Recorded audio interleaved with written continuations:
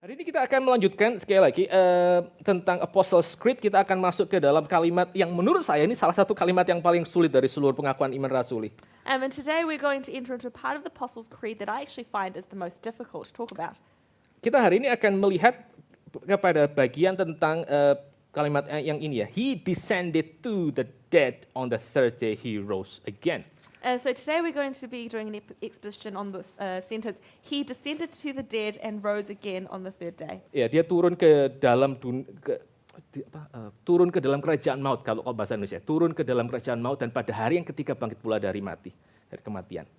Mari kita membuka dua bagian dari firman Tuhan. Yang pertama kita akan melihat dari Mazmur pasal yang ke-23 ayat yang keempat. And so first we're going to be looking at from Psalm 23 verse 4. Mazmur ke-23 ayat yang keempat. So Psalm 23 verse 4. Kalau sudah dapat saya akan bacakan untuk Bapak Ibu dan Saudara sekalian. So if you have turned there, I will read this out for you. Even though I walk through the valley of the shadow of death, I will fear no evil, for you are with me. Your rod and your staff, they comfort me. Saya terjemahkan ke dalam bahasa Indonesia. Sekalipun aku berjalan dalam lembah kekelaman atau lembah bayang-bayang maut, aku tidak akan takut bahaya karena engkau besertaku. Tongkatmu dan gadamu itulah yang menghibur aku. Sekarang pasal yang berikutnya adalah pasal ke-86 ayat 13. So the next one is Psalm 86 verse 13. For great is your steadfast love toward me. You have delivered my soul from the depths of Sheol. Mari kita sama-sama tunduk kepala, kita masuk dalam doa. So let's bow our heads and enter into prayer.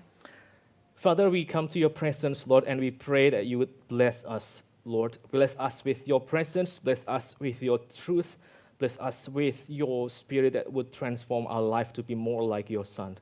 Lord, we pray that as we come to you, you will help us to see the glory and the beauty of the gospel, the glory and beauty of your Son, and the glory and the beauty of the cross, Lord, so that we might have the right understanding and perspective how we should live our life in this side of eternity before we meet you face to face. Thank you, Lord. Please bless your servant, anoint him that would speak your word, and also bless your people who have gathered here before your presence. We pray that there is no one that would go home unfilled by your presence and your beauty and your truth. Thank you, Lord. Please bless our prayer. In the precious name of your Son, Jesus Christ, we pray. Amen. Amen. Saudara, kita hari ini punya begitu banyak versi tentang apa yang terjadi setelah kita itu menghembuskan nafas kita yang terakhir. And brothers and sisters, today we have lots of different theories of what actually happens to us after we breathe our last breath. Ada satu orang sosiolog ya bernama Peter Berger. There's a sociologist named Peter Berger. Lalu Peter Berger itu mengatakan bahwa sebetulnya kekuatan daripada agama itu adalah itu tergantung dari bagaimana dia itu dapat memberikan satu kekuatan atau jaminan kepada pengikutnya ketika mereka menghadapi maut. And so Peter Berger actually said that the power of religion depends in the last resort upon the credibility of the banners it puts in the hands of men as they stand before death. Nah, waktu kita memikirkan bahwa sebetulnya salah satu kekuatan di dalam budaya atau ya agama itu adalah mempersiapkan orang menghadapi kematian, maka kita ingin coba sekilas melihat ya, sebetulnya apa sih yang dipercaya orang tentang apa yang kehidupan setelah kematian, life after death. So if we understand that one of the strengths of religion is that it answers a question for people of what happens in life after death, then that's something that we actually need to explore. Nah, kalau saudara melihat misalnya ini ya, kayak di dalam Islam, maka setelah mati itu orang akan menghadapi begitu banyak kesulitan di dalam itu ya dunia orang mati itu. So we understand in Islam that actually after someone dies, they will actually face a lot of trials and difficulties in the kind of land of which the dead live. Mereka harus mengalami so-called yang namanya siksa kubur, lalu mereka harus satu versi mengatakan mereka mesti melewati jembatan yang tipisnya lebih tipis dari rambut Siratul Mustaqim. I think that's the Arabic name.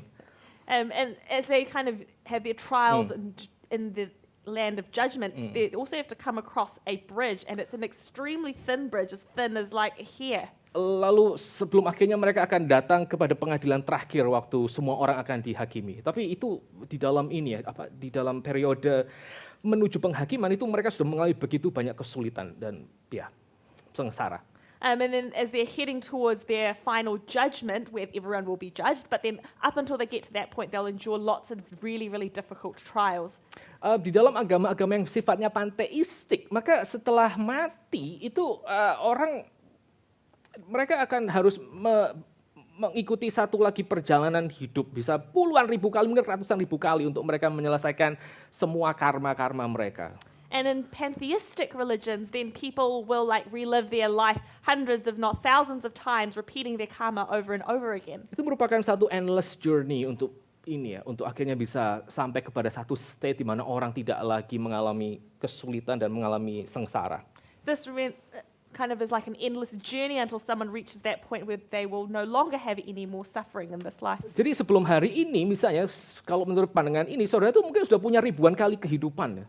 So before this point, maybe in those religions, maybe each of you have lived hundreds of thousands of lives Lalu before this point. somehow karena saudara itu punya perbuatan baik di masa lalu, saudara bisa akhirnya hari ini end up di Auckland misalnya, assuming Auckland itu misalnya lebih baik dari kota yang lain misalnya. Means that you may have lived a really good life beforehand, and that's why you're able to live in Auckland now, assuming that Auckland is better than another city. Ya, saudara. Atau kalau misalnya saudara dulu pernah tinggal, misalnya nih, versi ini ya, di dalam kehidupan yang lalu saudara itu pernah tinggal di istana raja sebagai raja gitu, mungkin ini adalah satu penurunan gitu, karena tadinya saudara mungkin adalah raja Perancis, sekarang jadi pegawai di, I don't know, maybe with all due respect, itu Pack and Save misalnya. And so, maybe in a past life you were a king and you lived in this big palace, like you were the king of France. But then in this life, you're here, and with all due respect, you may just be working in a supermarket. Dan saudara nggak akan tahu setelah saudara dari Auckland ini sebagai manusia, saudara akan kemudian lahir sebagai apa tuh? Jangan jadi bekecot, kucing, atau mungkin elang dan segala macam. So you don't actually know because, after you die, you may be reborn as like an insect or a cat. Atau mungkin ini presiden Indonesia, saya juga nggak ngerti. Or maybe, who knows, the president of Indonesia, who knows. Tapi yang jelas dalam pandangan ini, maka setelah mati itu orang akan terus berjalan. Jiwa saudara akan pindah ke tempat lain, pindah ke tempat lain, pindah ke tempat lain. Itu endless. But then clearly with this view, you're just moving on to another life, to another life, to another life. It's just endless. Saudara, di dalam kayak culture yang kuno yang lain, saudara, di dalam misalnya kayak Greek culture atau misalnya di dalam di dalam Mesopotamian culture. And so maybe in some other ancient cultures like Greek culture or Mesopotamian cultures. Atau juga Egyptian. Or even the Egyptian culture. Maka mereka punya kayak pandangan yang seragam bahwa sebetulnya hidup setelah mati itu merupakan satu kehidupan yang sifatnya kayak gloomy gitu, sangat menakutkan. And then there's kind of a uniform view that kind of life after death is actually quite scary or quite gloomy. Nah, orang-orang yang misalnya tinggal di dalam budaya Mesir ataupun budaya Mesopotamia, mereka juga percaya begitu yang namanya orang itu mengalami kematian. So, in Egyptian culture or Mesopotamian culture, that is when someone experiences death. Jiwa mereka tuh harus melewati satu sungai yang panjang, harus naik perahu, kayak naik perahu menyusuri sungai, lalu kemudian diganggu dengan begitu banyak demons dan juga monster. And that person's soul, they must get onto a river and go up this river where they'll be tormented, assaulted by lots of demons. Dan untuk mencapai tujuan mereka dengan selamat, maka mereka memerlukan bantuan dari orang-orang yang masih hidup itu, the living. And in order to get to their destination safely, they require the aid of the living. Mereka perlu doa-doa dari orang-orang yang masih hidup, mereka perlu sesajen, makanan dari orang-orang yang masih hidup untuk membantu mereka tuh menyeberangi sungai yang menakutkan tersebut. And that they need kind of the prayers and kind of food and offerings from the living in order to safely make their journey up the river. Sehingga tidak mengherankan ya, misalnya kalau waktu orang itu kadang-kadang melihat ada begitu banyak gambaran-gambaran yang sangat menakutkan tentang hidup setelah kematian, sebelum hari terakhir, misalnya ada pengadilan dan so on, maka waktu kita sampai ke dalam budaya yang sekuler, maka budaya kita tuh adalah budaya yang sangat menolak kematian. And so it's actually no wonder that if we look at different religions and the imagery of life after death is so scary that we compare it to our secularist culture where we don't really even think about death. Jadi orang-orang dalam budaya sekuler itu mengatakan bahwa setelah kematian ya sudah selesai sampai di sana, tidak ada lagi existence. And so with secularism, they say that after you die, this is it. There's no more existence. Tapi saudara, kalau saudara percaya bahwa setelah kematian itu tidak ada lagi kehidupan, maka itu akan membuat hidup saudara di dalam dunia ini itu menjadi hidup yang sebetulnya sia-sia. But then if you actually believe that after you die there is absolutely no life after death, then it actually means that your current life is essentially meaningless. Karena apa? Karena semua hal yang membuat hidup saudara itu berarti, itu akan habis. Itu akan sebetulnya selesai ditelan oleh kematian. Because everything that gives your life meaning now will just end with death. Satu kali Timothy Keller tuh pernah kasih satu ilustrasi seperti ini. Timothy Keller once gave an illustration like this. Kalau misalnya satu kali ada perampok masuk ke rumah saudara, dia ikat saudara dan dia akan sebentar lagi membunuh saudara. And so if you have a robber that breaks into your house and ties you up and threatens to kill you, Lalu akhirnya dia kasih satu tawaran. and then the robber gives you an offer. Oke, saya kasih kamu waktu 30 menit sebelum saya misalnya membunuh kamu, tapi selama 30 menit ini kamu bisa melakukan apapun yang kamu senangi. Said, I will give you 30 minutes before I kill you, but then in the next 30 minutes you can do whatever you want. Kalau saudara sedang catur, ya udah main catur 30 menit sama saya gitu misalnya. If you want to play Chess. if you want to play chess with me for the next 30 minutes, then yeah, we can play chess. Tapi pertanyaan adalah, apakah waktu orang itu ada di dalam itu ya bahaya kematian seperti itu, maka main catur yang 30 menit itu menjadi satu hal yang meaningful. But then the question is, with the possibility of death, in those 30 minutes, is that game of chess even meaningful? Apakah yang namanya main catur itu bisa membuat orang tuh bahagia menjelang kematiannya itu? Will that game of chess bring that person joy as they face their impending death? Ataukah justru sebaliknya, justru karena ada kematian yang akan datang 30 menit ini, maka main catur ini just apa artinya gitu? Or is it the reverse, that because they're going to die in 30 minutes, then this game of chess is absolutely meaningless? Dan itu yang sebetulnya dikerjakan oleh budaya sekuler kita. Pada waktu mereka mengatakan setelah kematian tidak ada apa-apa lagi, itu render everything itu just meaningless. And that is with secularism. If they say that with death, there's absolutely nothing after death, it means that our life is absolutely meaningless. Kita akan coba membagi meditation kita di dalam beberapa bagian. And so we're going to try and do our meditation from a few various sections. Untuk mengerti apa yang Alkitab itu katakan tentang apa itu hidup setelah kematian dan apa yang Yesus Kristus itu kerjakan. And to understand what Christianity says about life after death and what Jesus has already done. Jadi kita pertama kita akan melihat tentang apa sih yang menjadi pemikiran orang Yahudi tentang life after death.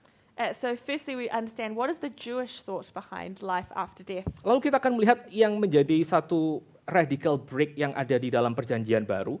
And then we'll realize the radical break that happened in the New Testament. Lalu kita yang terakhir akan melihat apa yang menyebabkan terjadinya pergeseran yang sedemikian signifikan dari kayak traditional Jewish belief menuju perjanjian baru tersebut.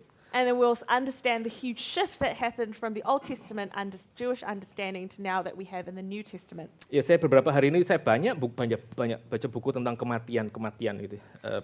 Very interesting. And so in the past few days I've read lots of books about death and it's very interesting.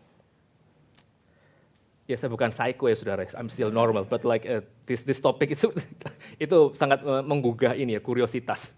So I'm not a psycho, I just find that this topic really gauges my interest.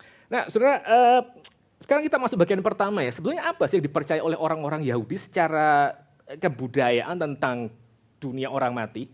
So firstly, we're just going to enter what is the Jewish thought about what happens after death. Nah, saudara mesti mengerti saudara mesti mengerti bahwa orang Yahudi paling nggak secara tradisional itu mereka punya pemetaan mereka tentang sebetulnya dunia itu seperti apa menurut ancient Jewish people. So first we need to understand is like what is actually the ancient Jewish understanding of what the world even is. Jadi orang-orang Yahudi yang kuno itu mereka membagi dunia ini ke dalam 3 bagian. So the ancient Jews actually split the world into 3 parts. Ada bagian yang di mana Allah bertahta bersama dengan malaikat dan some fortunate people, itu yang namanya heaven. So firstly, there's one place where Jesus lives and with the angels and some fortunate people, and that's called heaven. Ya, di mana Allah dan angel dan juga ini ya, some special people itu tinggal, yang namanya heaven. Yeah, so it's Jesus and No, angels God. and special people. Oh, God, Iya, ya, angels, God and Jesus lah. and Oke. Jews, yeah. Ya, itu adalah heaven, yang namanya adalah atau dalam bahasa Hebrew itu samayim.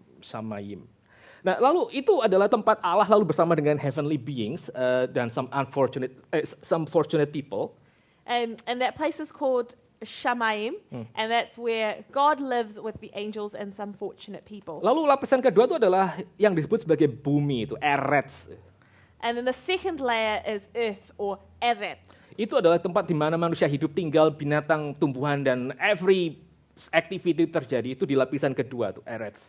And Earth. that's where humans and animals live, and that every activity that kind of just lives in that particular layer. Nah, lalu ada lapisan yang under earth ya, yang subterranean, itu yang disebut sebagai Sheol. And that there is a third layer which is under the earth, and that's called Sheol. Atau yang juga di dalam bahasa Yunani disebut sebagai Hades. Or in Greek, it's Hades. Nah, ancient Jewish people itu percaya pada waktu orang itu mati, maka tubuhnya itu akan dikubur dikubur di bumi. So the ancient Jews believe that after they die, their bodies are buried, under the earth. Tetapi jiwanya itu masuk ke dalam lapisan yang lebih bawah dari bumi, itu masuk ke Sheol itu. But then the soul enters the deeper layer, enters into Sheol. Dan mereka percaya semua orang yang mati, entah yang baik atau yang jahat, itu semua akan masuk ke dalam Sheol. And they believe that everyone who dies, whether good or bad, their soul enters into Sheol. Jadi yang pertama-tama yang disebut sebagai Sheol adalah tempat dari the dead souls. And so when we first speak of Sheol, it's the place of the dead souls. Nah, waktu orang itu ada di dalam Sheol, maka mereka kayak semacam shadow itu. Mereka tidak bisa seaktif ketika mereka tinggal di lapisan yang kedua, yang earth, yang earth itu. So when a person lives into Sheol, they are almost like a shadow. They cannot live in as much activity as they did when they lived in earth. Dan pada waktu jiwa mereka itu ada di dalam Sheol tersebut, maka mereka adalah kayak semacam digambarkan menjadi orang-orang yang mereka itu tidak bisa terpuaskan dengan apapun. And when they live within Sheol, they become people who cannot be satisfied by anything. Ada beberapa pemikiran yang mengatakan bahwa di dalam Sheol itu akan ada kayak semacam pembagian ruang. And there's some thoughts where within Sheol, there's almost like two rooms of separation. Ada ruang yang buat orang-orang ini ya, buat orang-orang yang wicked, untuk orang-orang yang jahat di dalam Sheol.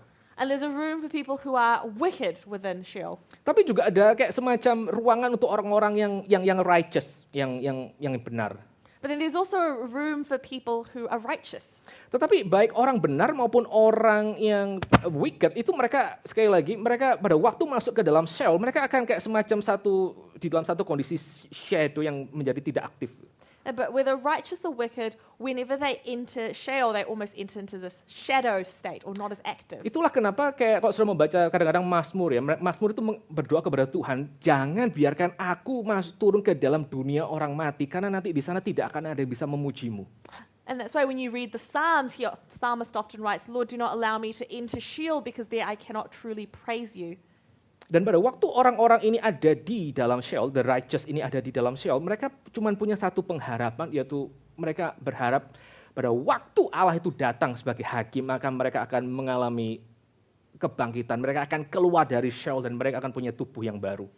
And so the righteous who are in Sheol, they only have this one hope that when Jesus comes again, that they will be raised up and be able to leave Sheol.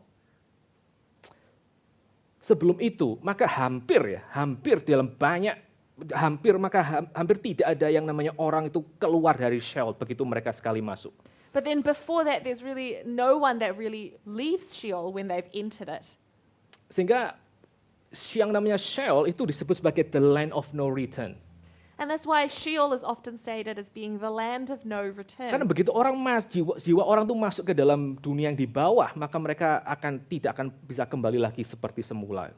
Because when someone's soul enters Sheol, it is never able to return to what it fully was. Jadi sekali lagi itu adalah apa yang dipercaya oleh ancient Jewish people.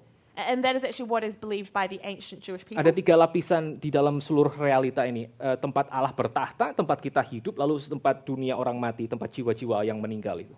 And so that there are 3 layers: the place where God lives, and that's where humans live, and then there is Sheol.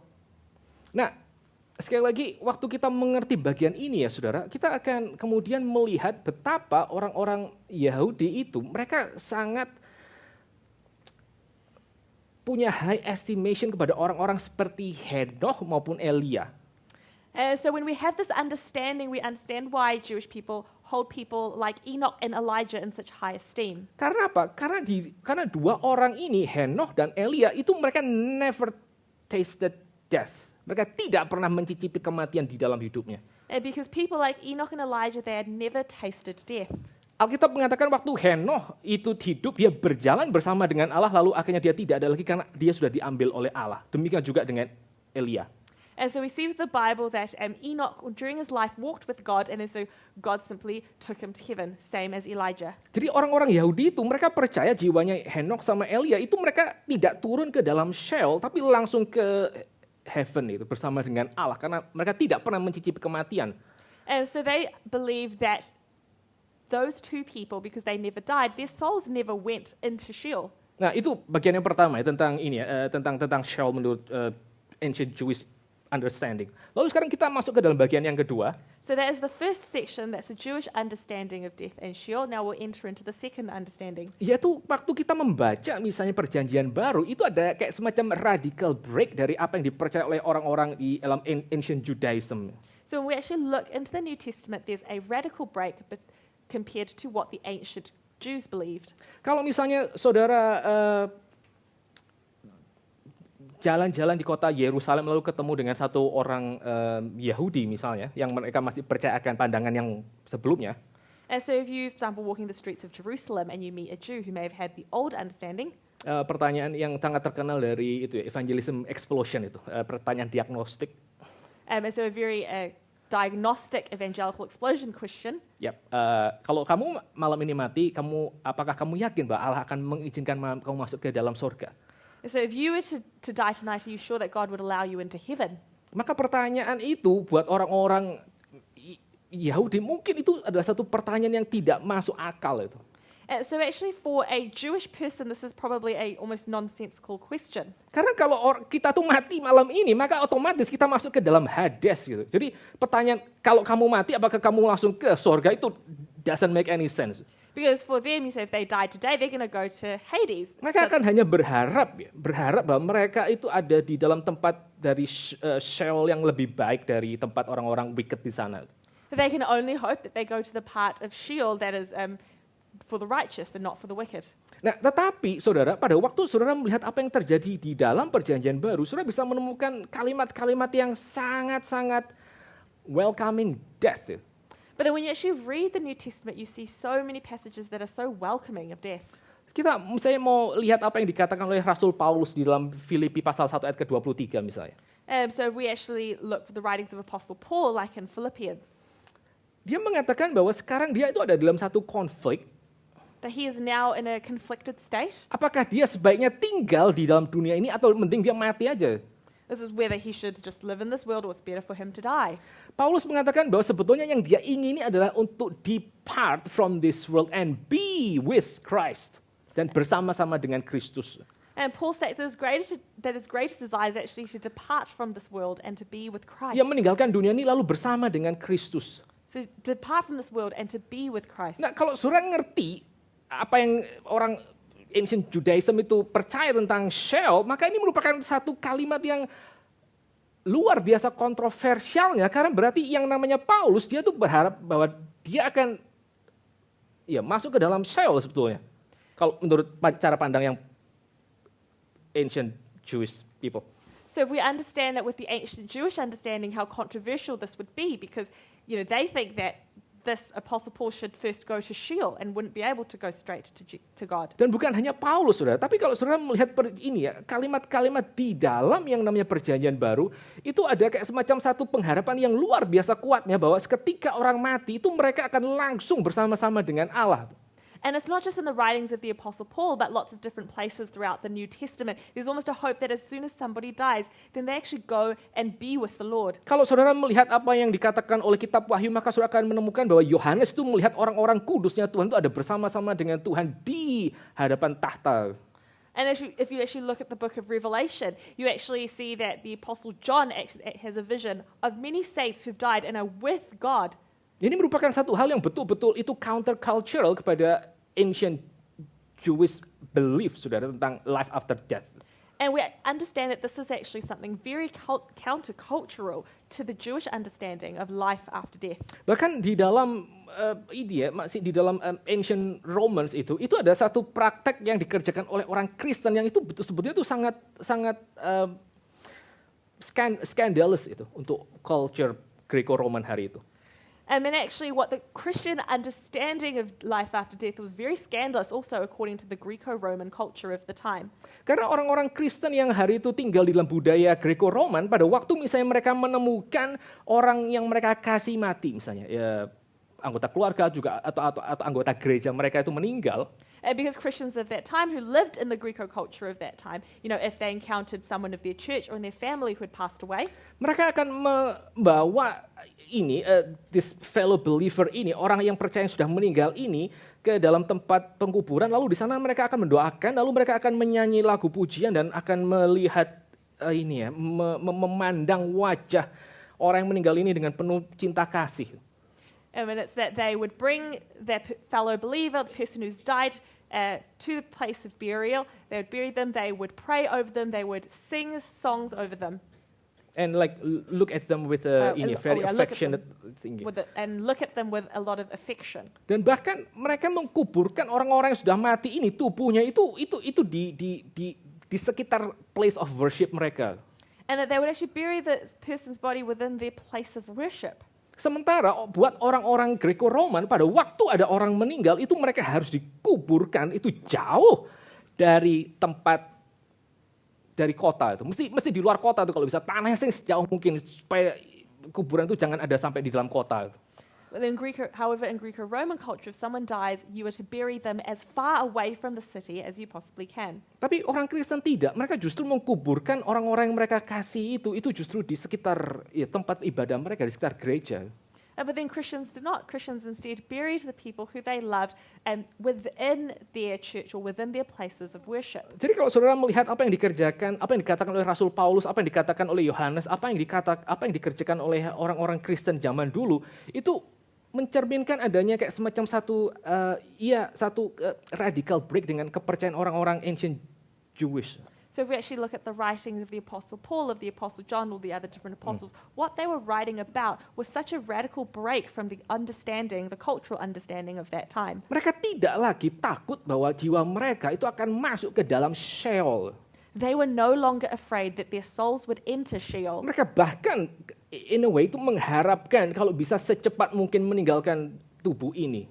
Instead, they were so much more hopeful that their souls could leave this body. Tapi kalau mereka harus tetap hidup, itu berarti mereka harus menjadi berkat bagi orang-orang sekitar mereka.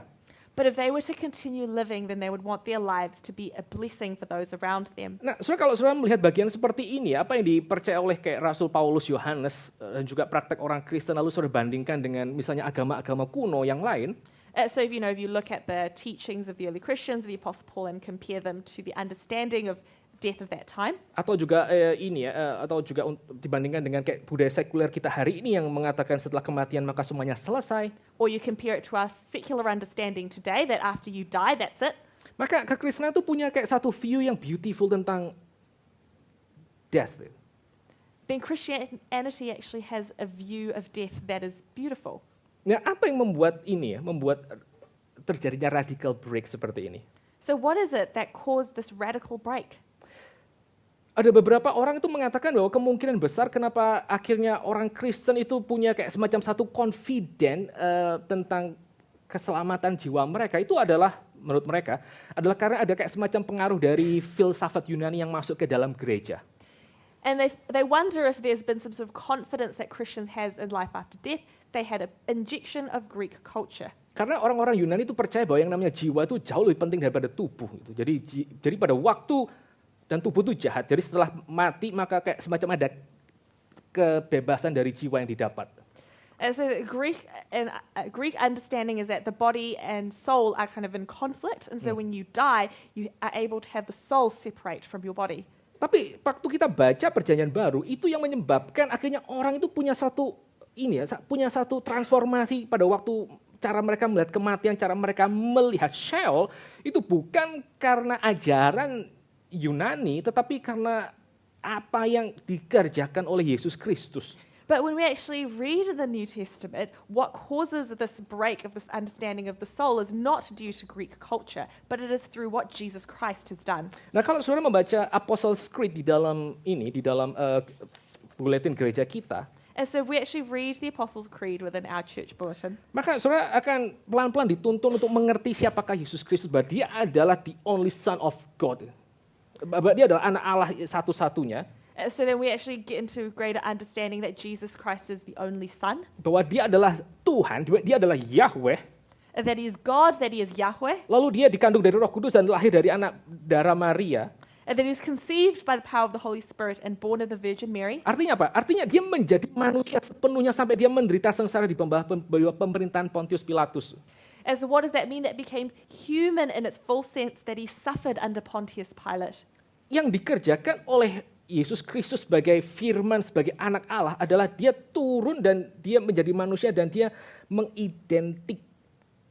mengidentifikasi dirinya dengan kita.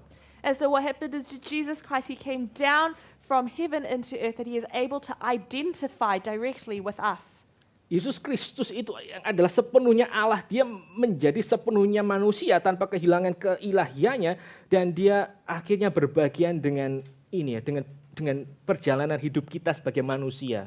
And so Jesus, who is both fully God and fully man, but had not let go of His godhood, was able to come and experience a life as humanity with us. Yesus Kristus dia mengalami itu yang namanya kematian, sama seperti kita juga satu kali akan mengalami kematian. Jesus Christ Himself experienced death like we will experience death one day. Nah, saudara, sampai poin ini ya, maka ada begitu banyak penjelasan sebetulnya apa yang terjadi dengan Yesus Kristus ketika dia mati. And so there's so many different points as what happened to Jesus after He died. Beberapa scholar, terutama Perjanjian Baru, There's a lot of New Testament scholars. itu mengatakan bahwa ada kemungkinan Yesus Kristus pada waktu dia mati, maka dia pergi ke Sheol, lalu dia membuka itu pintu Sheol.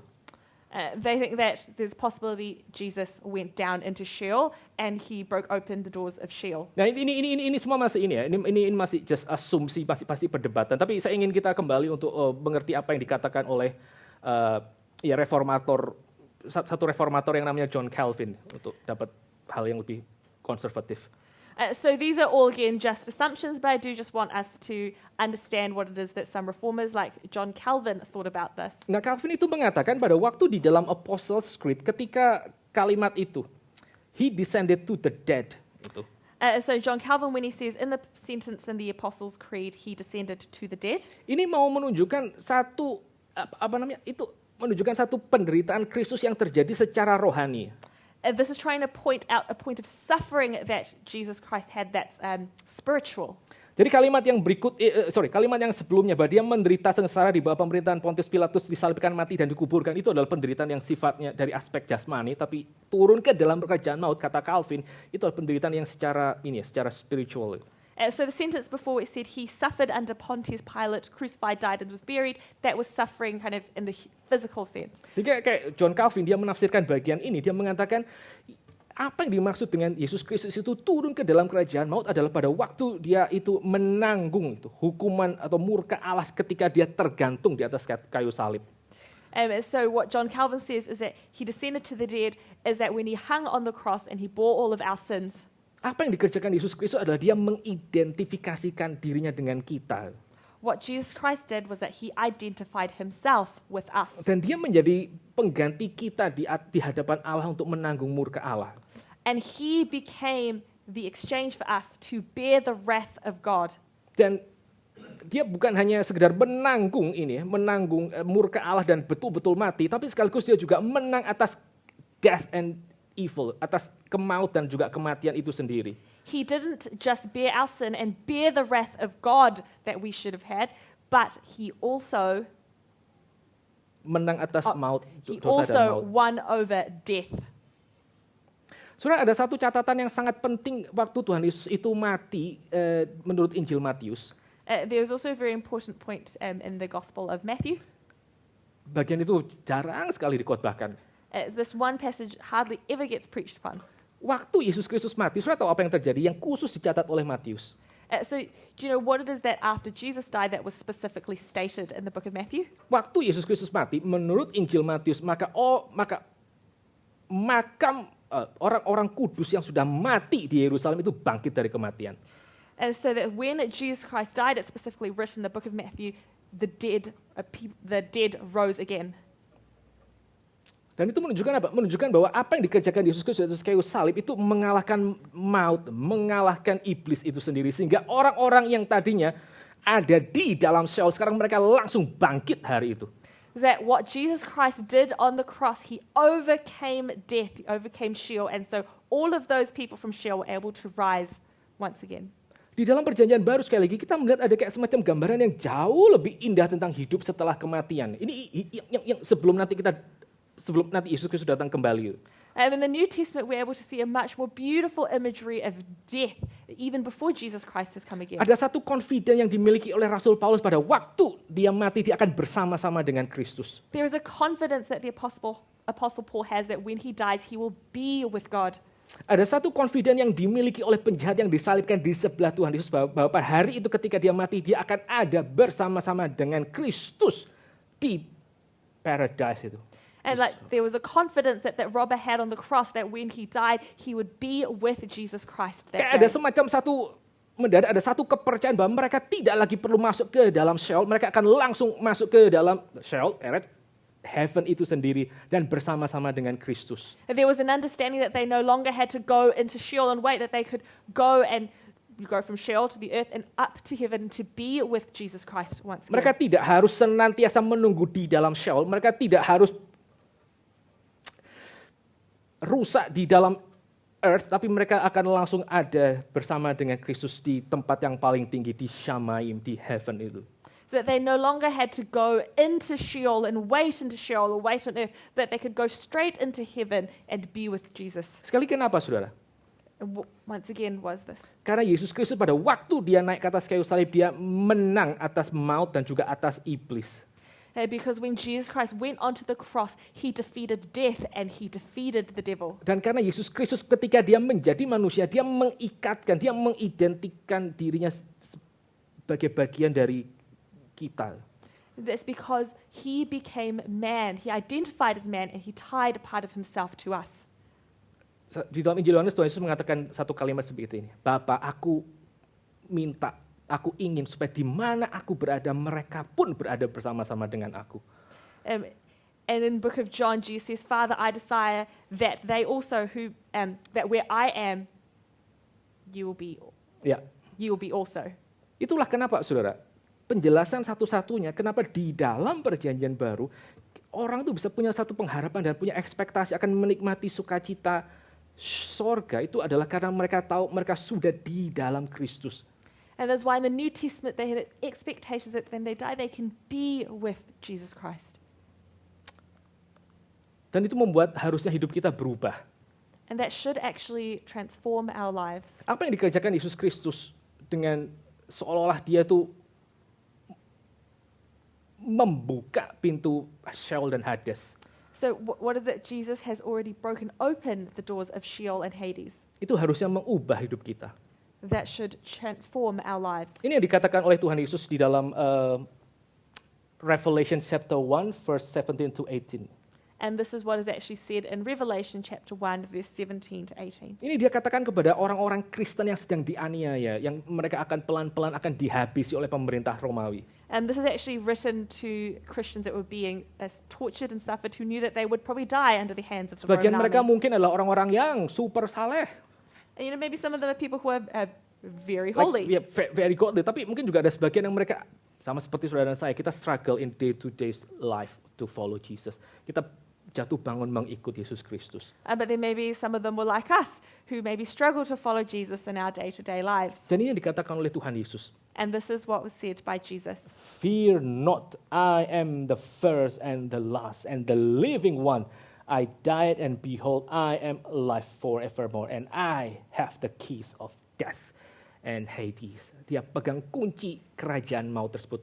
Itu pintu, kuncinya sudah direbut dan pintu itu terbuka. So the keys of the door of death and Hades has already been opened. Sehingga orang yang mati mereka tidak harus terkurung dalam Hades, tapi mereka bisa bersama-sama dengan Yesus Kristus sendiri. So that people who've died are no longer locked away in Hades, but that they can be with Jesus Christ. Sekarang tiga implikasi short aja, tiga implikasi untuk hidup kita. And so to conclude the 3 short implications for our lives. Pertama-tama, saudara, waktu kita memikirkan hidup kita sebagai orang Kristen, kita mesti tahu bahwa hidup kita adalah hidup yang sudah diampuni. And so when we actually understand our lives, we actually have a forgiven life. Forgiven life. Kesalahan saya dan dosa saya itu tidak memegang kata akhir tentang hidup saya. So my sin, my failure do not hold the last word over my life. Siapa sih orang Kristen yang sejati itu? So who is it, the eternal Christian? Orang Kristen yang sejati adalah dia yang percaya bahwa cinta Tuhan yang ditunjukkan melalui Yesus Kristus itu jauh lebih besar daripada kesalahan dan dosa-dosanya. So the Christian believes that the love and forgiveness from Jesus Christ is so much more than the weight of their sins. Aku yakin, kata Rasul Paulus, di langit maupun di bumi, baik hidup maupun mati, tidak ada yang bisa memisahkan kita dari kasih Allah di dalam Yesus Kristus. As the Apostle Paul says, whether in life or in death, or heaven on earth, nothing can separate us from the love of Jesus Christ. Hidup saudara itu hidup yang sudah forgiven. Sudah sepenuhnya diampuni oleh Tuhan. Your life as a Christian is you have been forgiven in full. Jadi saudara tidak perlu lagi terkungkung di dalam penyesalan dan juga dosa saudara. Saudara bisa dengan bebas hidup melayani Tuhan. So you no longer need to be held back by your own sin and your failures, and you are free to serve God. Yang kedua, bukan hanya hidup kita adalah hidup yang forgiven, tapi yang kedua hidup kita juga akan menjadi hidup yang meaningful. And second is that we don't just have a forgiven life, but we have a meaningful life. Meaningful karena apa? Why is it meaningful? Meaningful karena kata Rasul Paulus, apa yang kita kerjakan di dalam Tuhan itu tidak akan sia-sia. And it's meaningful because our labor in the Lord is never in vain. Apa yang kita tabur di dalam Tuhan itu akan kita nikmati ketika kita berjumpa dengan Tuhan. Everything that we have sown in the name of the Lord, we will be able to reap one day. Meaningful karena apa? Why is it meaningful? Meaningful juga karena siapa kita itu tidak didefinisikan oleh apa yang kita miliki, oleh kegagalan kita, juga oleh karena apa yang kita bisa capai dalam dunia ini yang mungkin akan hilang karena kematian. And so it is meaningful because our identity is not tied in what we can achieve or what our jobs are or whatever we can even do in this life. Because death will just rob everything away from us di dalam dunia ini. Tetapi hidup kita tuh meaningful karena nilai hidup kita itu diukur dari darah Yesus Kristus yang dicurahkan untuk saudara. Our life is meaningful because our life can be measured by the blood of Christ that was poured out for us. Lalu kemudian yang ketiga, And thirdly, selain hidup kita adalah hidup yang forgiven, hidup kita adalah hidup yang meaningful, maka yang terakhir, so then if our life is forgiven and our life is meaningful, then thirdly, tentu saja hidup kita adalah hidup yang never ending life. we understand that our life is a never-ending life. Yang namanya kematian itu bukan akhir dari hidup ini. And we know that death is not the end of this life. Yang namanya hidup setelah kematian itu bukan menjadi hidup yang terkurung di dalam Sheol dan harus menyusuri sungai yang panjang dan harus melewati jembatan yang sangat tipis penuh dengan segala macam monster dan demons. Now, that life after death is not Sheol, or that we don't have to get into a river and have to go through a perilous journey attacked by demons. Never ending life, karena pada waktu kita menghembuskan nafas kita yang terakhir, kita buka mata dan kita akan berjumpa dengan juru selamat kita. It is a never-ending life because when we breathe our last breath, we will open our eyes and we will be in the arms of our Savior. Bila kiranya ini boleh menyiapkan kita pada waktu kita menyambut akan Jumat Agung dan juga sengsara Tuhan Yesus pada minggu-minggu yang akan datang. So we meditate on this as we come up to Easter and remember the sufferings of our Lord. Puji Tuhan untuk kalimat ini. We praise God for this sentence. He descended to the dead, on the third day he rose again. Kebangkitannya sekali lagi menunjukkan bahwa dia sudah mendobrak pintu Sheol dan dia sudah menang atas maut dan juga atas iblis.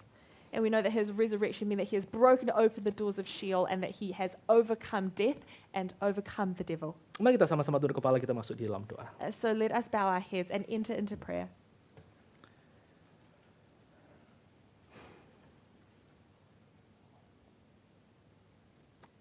Father, we come to your presence, Lord, and we give thanks. Once again, we are reminded and we are strengthened that our life here on earth is not our own, Lord. We are extremely grateful, Lord, knowing that we belong to our faithful Savior, Jesus Christ, who has shed his blood on the cross for our sinful soul.